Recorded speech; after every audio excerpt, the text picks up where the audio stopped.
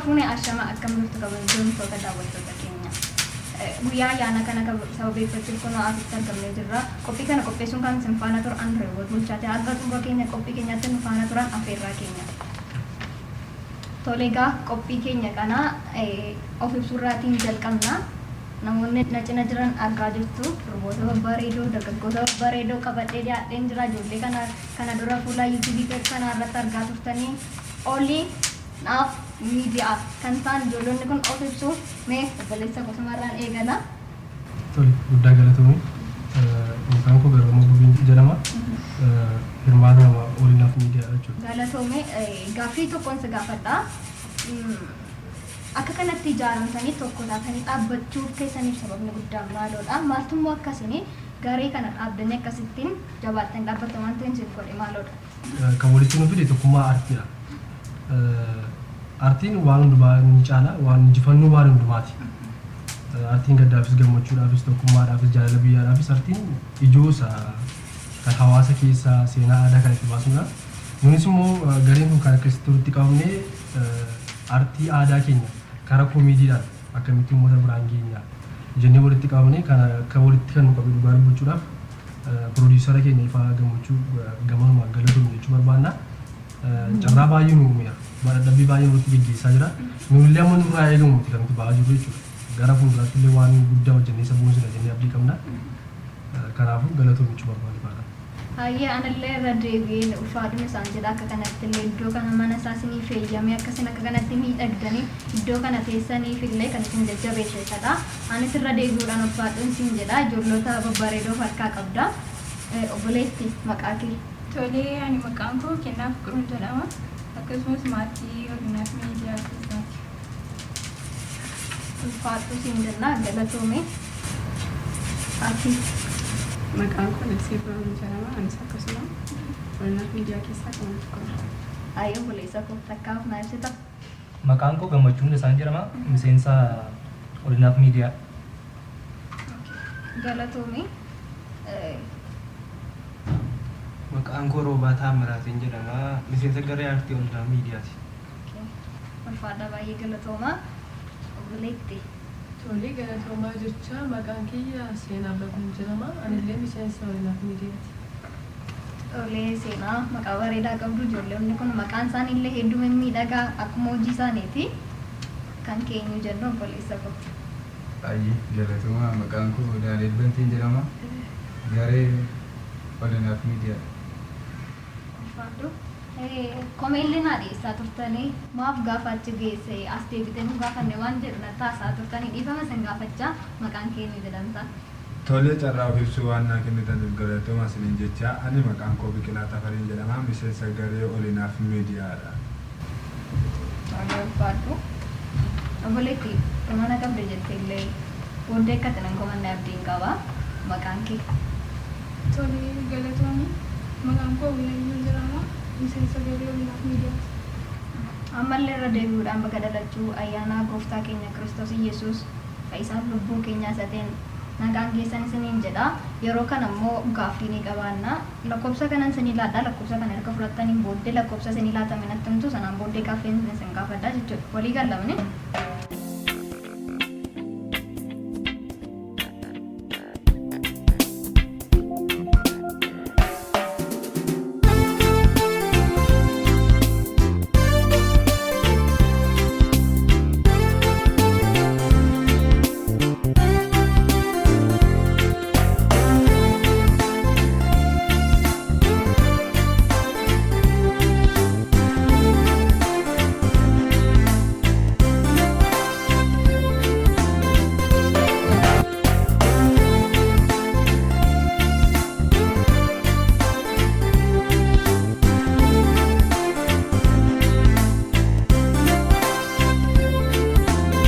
Keessan fudhattanii jirtu mee gaaffii lakkoofsa tokko namni isin ga'e. Dha? Anadha. Gooftaan keenya Yesuus Kiristoos mandara kamitti dhalate? Mandara Beetleheemitti dhalate. Kutaa biyyeessa? Kutaa biyya Yihuudaa. Dhugama isaa argatee jira.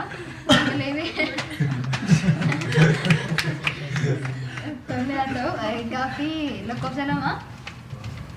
Gaaffiin kee akkas jedha.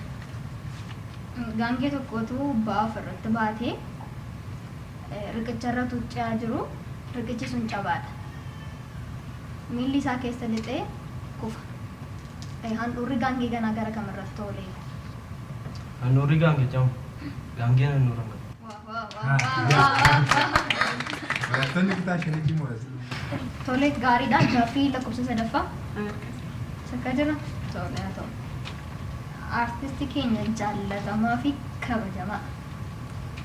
Artist Hacaaluu Hundeessaa guyyaa kam bakka kamitti lubbuun isaa addunyaa kanarraa darbite? Waxabajjii 22 bara 2012 bakka Galaan Kondominiyeemii jedhamutti gadi lubbuun isaa darbite.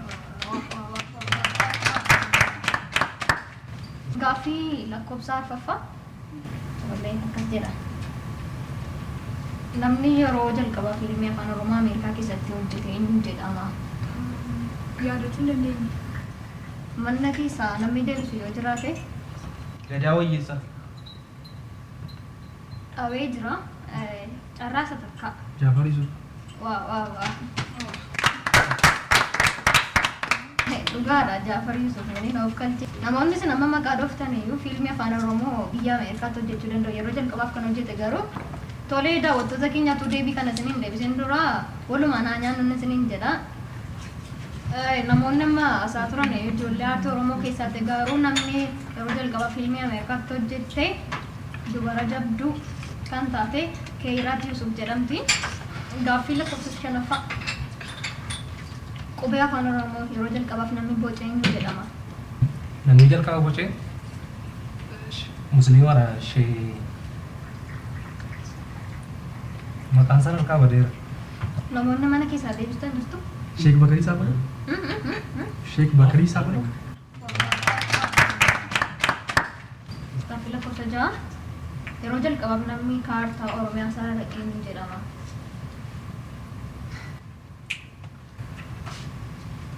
Luis Kafter. Deebii isaa sirriitti deebiseera. Gaaffii lakkoofsa torbaffaa. Tajaajilli FB afaanota jiranitti dabaluudhaan afaan Oromoo tajaajila kennuu dabaleera. Yoomii kaasee? Yoomii kaasee seerullee dhugaa dubbachuu hin beeku. Garuu akka inni eegaleeru beeka. Tole sirriidha. Deebii isaa akka gaafatametti deebisee jira. Anulee. Lakkoofsa Saddeet. Rakkoo faleedha. Oromoon odaa meeqa qabaa? Odaa shan. Shanan isaanitti himtaa? Mana keessaa nama deebistan. Tole buleetti. Tole. Oromoon odaa shan qaba. Isaanis odaa bulluqa, odaa bultuu, odaa nabee, odaa roobaa, odaa bisirii.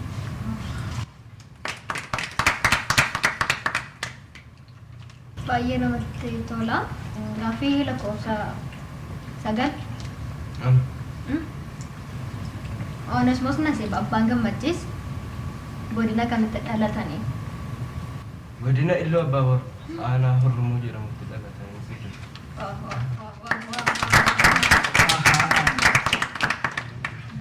Jireenya keenya keessatti wanta kana beekuun keenya baay'ee murteessaadha.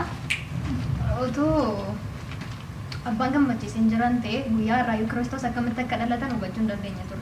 Sababiin isaas guyyaa har'aa kana argan nuti waa'ee guyyaa har'aa kana haasa'u waa'ee dhalachuu Kiristoos beekuu fi gahee guddaa taphataniiru. Lubbuun isaanii haa jannatu jedha. Lakkoofsa 10ffaa. Kamtu addaa jedha? A. Funyaan. B. Gurra. C. Ija. D. Adda. Kamtu adda seeruufi adda. Maaliif gaaffichumtu kamtu adda waan jiruuf addubata. Gaaffii lakkoofsa 11. Gaaffii lakkoofsa 11. Ergaan gabaabaa karaa toora FB keetiin yeroo xumuraaf si ergame maal jedha ture? Deeqaa yeroo booda kan na ergame suuraa wajjin kaan isa naa erge kan jedhu. Ergiteettaa fi hin ergine kan jedhu gaaffii dabalataa ta'a. Lakkoofsa 12. As keessaa nama dandeessu tokko fuudhiitii si'a lama ofirra naanneessi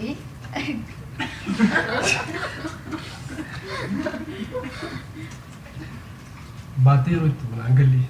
Baattee maa fuula dura kanatti ofirra naanneessita. Ofumarra naannoo. Egaa isin keessa namni kiiloon keessan 30 wayii keessa jirtan qophaa.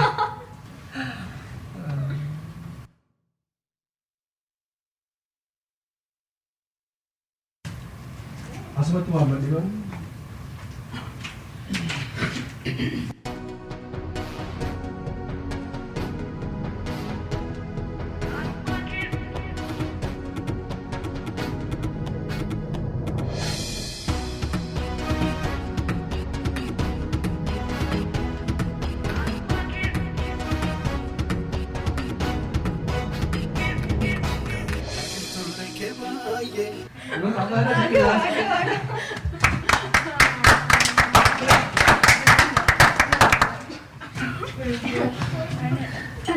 Akan deebi'ee buutu argatu nama dachaa ta'a jaalladha deebi'ee. Sirrii maali? Tole ulfaadhaa namoonni as keessa jirtanii naaffaa qabdanii fuula keessan irraa argaan jira. Maalqoo dhugaa kun kan kana ta'ee fi rakkoo kiiloodhaa isiniin baatee deemuu waan hin dandeenyeef kana godhe malee gaaffii lakkoofsaa 13ffaa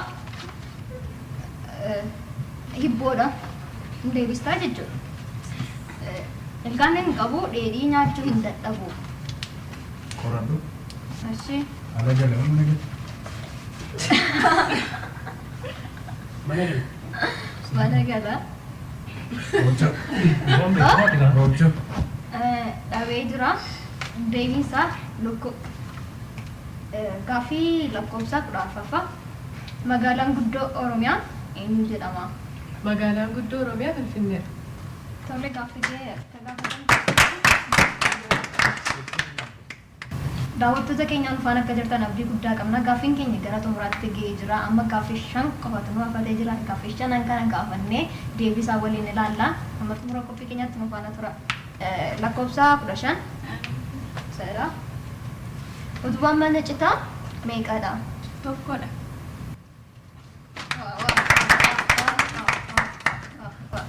Tole gaaffii lakkoofsa 16. Akkas jedha gaaffiin kee ciisu reeffa ka'u leenca. Qawwee.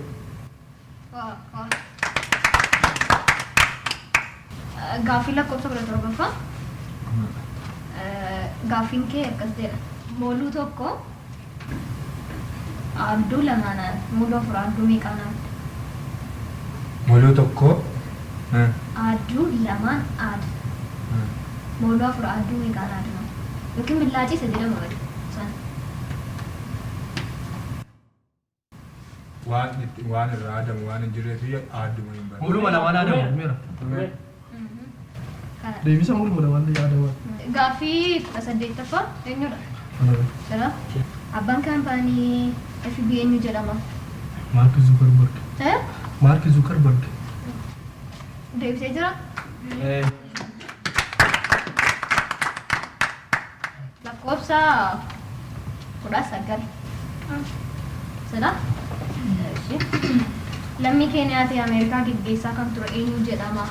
Tole. Pirezidaantii Barack Obama.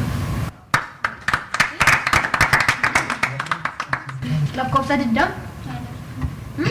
Sarkaa jira? Tole. Biyyi hidhamtoota yookiin sirreeffamtoota ishee ayyaana dhalachuu maatiitiin guyyaa 10 akka kabajan eeyyamte biyya kam jedhamti? Iraan. Akka gaariitti deebisee jirti.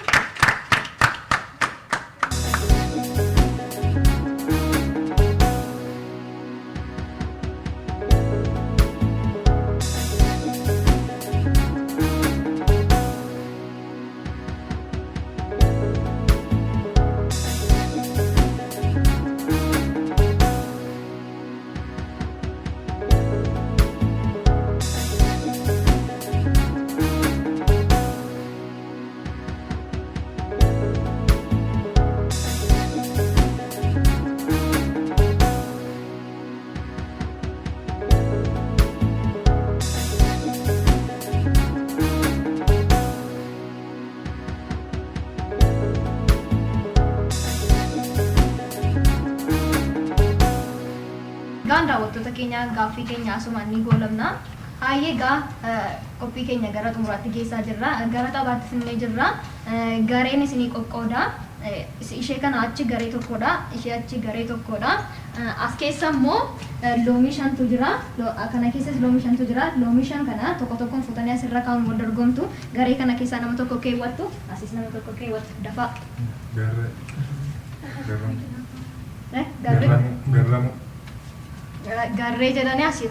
Asii kun Tole egaa artisti keenya haa ta'u lafa jirtanii isin wal dorgomtu. Daani. Sekoondiin isiniif qabamaa jechuudha. Yeroo keessanitti baay'ee fayyadamuu qabdu. Harka keessan lamaan keessan dudduubarra ulfattu. Takka boqoo keessan gadi qabattu. Eegaluuf 2 3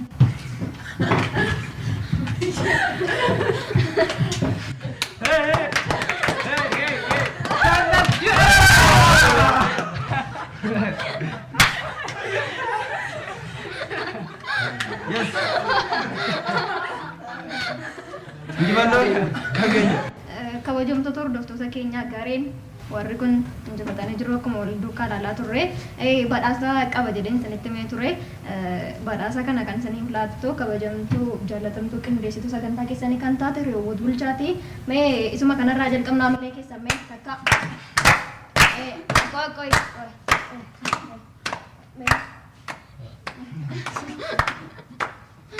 hunduma keessanii fillaadha galaa badhaasa isin qaqqabe kan ufata.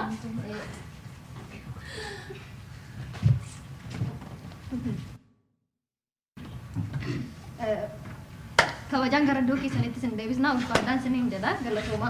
Egaan daawwattoota keenya mana keessan teessanii ayyaana kanaan faana kabajaa akkasiin jirtan abdii guddaa qabna. Ammallee qophiin keenya babbareedoon bashannansiisoo fi barsiisoo ta'anii kunoo jiru. Amma yeroo kana qophii addaa kan ta'edha. Wanta kana kanan baadduun kan qabatamu as jira. Kunoo iddoo kanatti wanti tokkotu argama. Asii jarri ijoollonni kun asii dhufa wanta kana qabatu boolla isaan keessa buusanii inni kaan adabbiidhaan inni kaan qabeenyaa inni kaan nama badiisanatti fakkaata. Hunduma isaa kana keessaa waan kee buusanitti adabamu jechuudha. Dhuunfaadhaan dorgomu.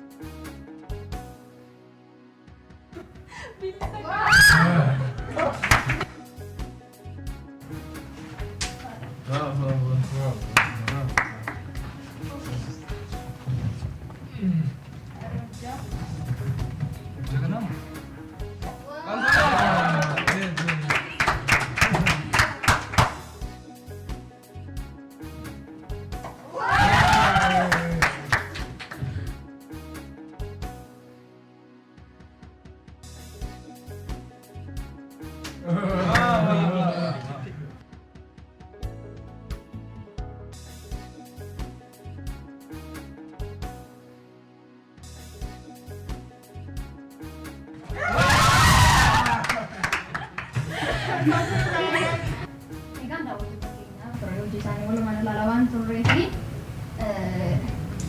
dhugaa dubbachuuf namoonni kallattii kanaan boostanii warra argaa jirra. Namoonni kallattii kanaan boostanis warri kunis amma yeroo kana yeroo sirna badhaasaati. Mee obboleessa keenya waaqa isaa kadhatee argateef mee takkaamlee keessan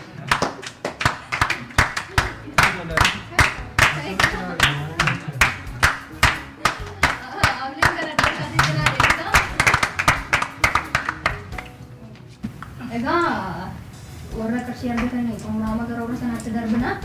Obboleessa keenya garee qarshii 50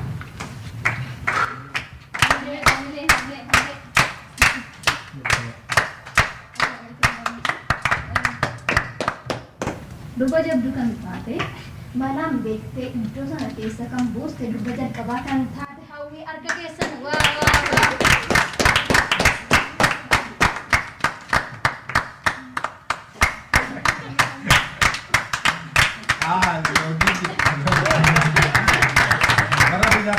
Ifama garuu nuuf asitti nuun taane. Daani gara waltajjii kanatti si afeera.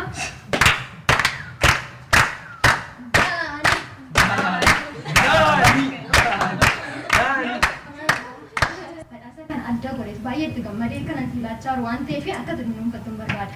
Bara shiroo mi'aa keessatti yeroo shiroo keessatti nyaatatti argana. Gadduu guddaa natti dhaga'ama. Gadduu keessa gammadeera. Naannoo dhuunfaadha. Duruunfadhu jettee malee ija tokkoon kan lama jedhee tokko duruunfadhee tokko. Haa ta'u yaada gaariidha. Anis hojii koo kana xumuruu kan danda'a. Wanta na dorqan jiru keessa kanas itti dabaladhu. Waan asiin jechuu barbaadu natti naaree shiroo kana yoon si ilaale natti tola ture. Garuu rakkina hojjaarraan kan ka'u badhaasa kana keessaa fuukuuf baay'ee gaddeen jira. Yaa sabaa seensa akkas ta'e naaf hubadha. Obboleessa koo kaatee badhaasa kana naannaattaa fi ilaaluun dhorkaadha.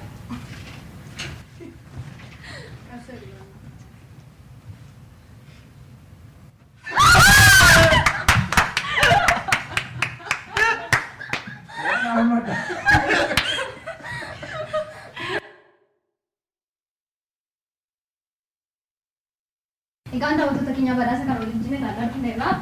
Yeroo kana iddoo kana keessa kan boolla kana keessa kan busee nama lamadha agarsiisee fi lamman keessa immoo gara waltajjiitti dafaatii namaa of beektu isin immoo nan barbaachisu.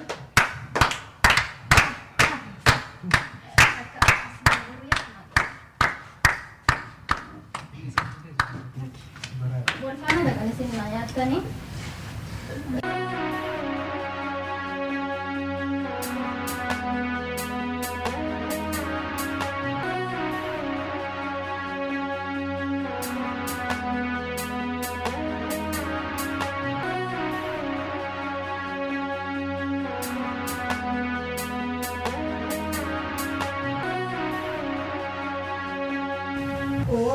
Beekamtuudha.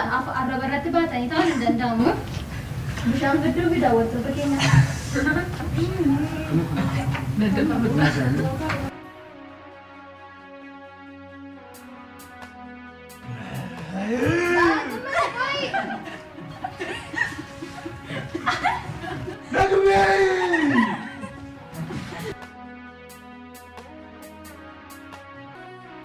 Baay'ee namuu akka waan ofii kooti nyaadde baay'ee natti dhaga'ama maal akka ta'e hin beeku.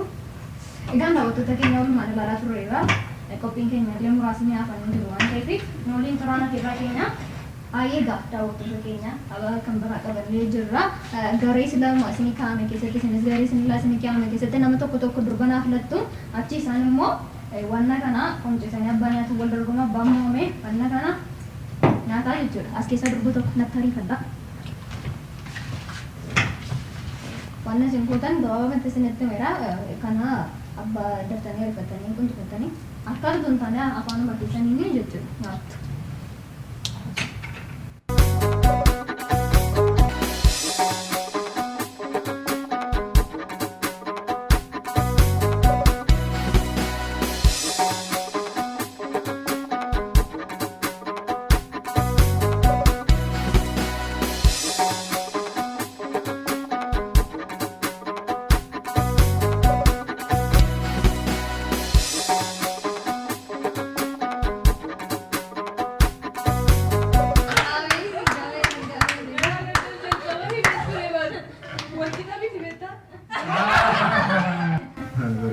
Baay'ee baadhaan jedha.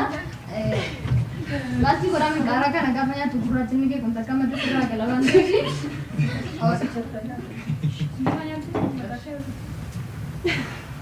Kolfoon inni eeggatamu.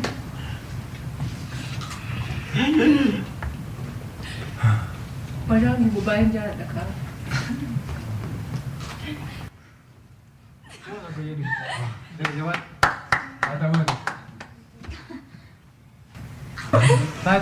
Baay'ee daawwattoota keenya sagantaa keenya babbareedaa miidhagaa simbiraan gaa turreerra. Amma qophiin keenya kun isa xumuraa fi wal dorgommii tokko qofa qabna. As keessaa nam tokko natti ariifata. Biqilaaf gammee gidduutti wal dorgommiin kun taasifamaa jira. Eenyu akka moo walumaan ilaallaa jalqabuuf lama ijaaruun waliin ilaallaa. Sadii. Biqilaa.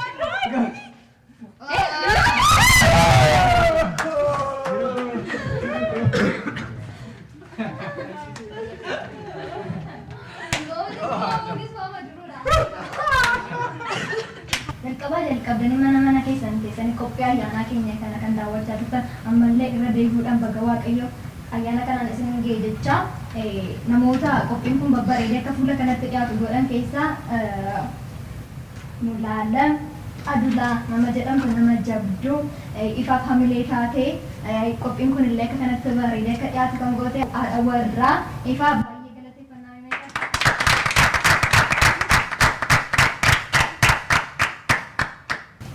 Macaafni qulqulluun isa kanan dubbata adamanaanee kennaa waaqayyooti jedha. Haadha mana bareedduu fi amala qabeettii waan hundumaa beektu waaqayyo si kennuusaaf waaqayyoon galateeffatan siin jedha. Gamanumaan immoo ifaanii akkasiniin jechaadha ijoollee tiimii kanaa fi badhaasan qaba waan jedheefi badhaasasaa yeroo itti ilaallutaa yeroo kana yeroo kennaati mee hamilee ilaalla.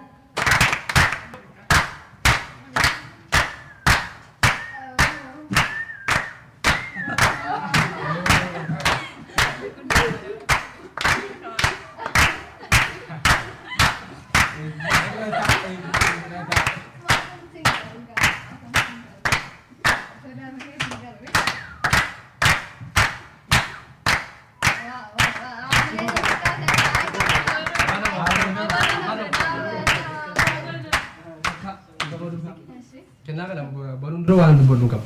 Akka dhuunfaa godhu yookaan immoo kan biyya keenyaatti